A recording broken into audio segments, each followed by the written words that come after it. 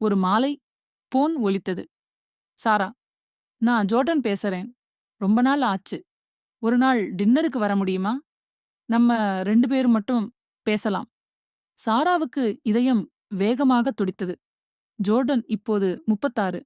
இன்னும் அழகு, இன்னும் நிதானம். சாராவுக்கு 53 வயது வித்தியாசம். மக்கள் என்ன நினைப்பார்கள்?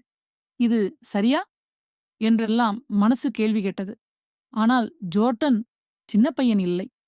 பொறுப்புள்ள, தன்னம்பிக்கையுள்ள, மனதளவில் முதிர்ச்சியுள்ள மனிதன். முதல் சந்திப்பு ஒரு அமைதியான உணவகத்தில். மெழுகுவர்த்தி வெளிச்சம், மென்மையான இசை. ஜோர்டன் மரியாதையாக நாற்காலி இழுத்து உட்கார வைத்தான். இருவரும் பழைய நினைவுகளை பகிர்ந்து சிரித்தார்கள். வாழ்க்கை, கனவுகள், எதிர்காலம் பற்றி பேசினார்கள். எந்த அவசரமும் இல்லை, எந்த அழுத்தமும் இல்லை. பிறகு வாரங்கள் மாதங்களானது. சனிக்கிழமைகளில் ஒன்றாக மலைக்கு நடைப்பயணம் போவார்கள். ஜோர்டனின் வீட்டில் ஒன்றாக சமைப்பார்கள். புத்தகங்கள் பரிமாறிக்கொள்வார்கள். ஒருவரையொருவர் மதிப்பதும் புரிந்து கொள்வதும் ஆதரிப்பதுமாக இருந்தது. சாரா புரிந்து கொண்டாள். காதல் வயதை பார்ப்பதில்லை. அது இரு இதயங்கள் ஒரே துடிப்பில் இணையும்போது மட்டுமே வருகிறது.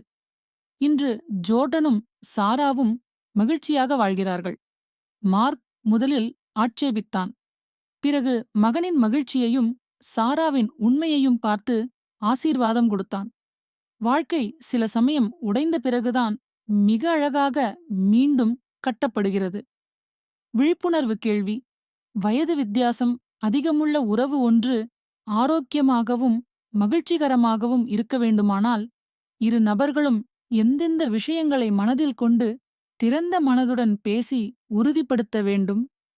பதில்களை பகிர்ந்து கொள்ளுங்கள். எல்லோருக்கும் பயனுள்ளதாக இருக்கும்.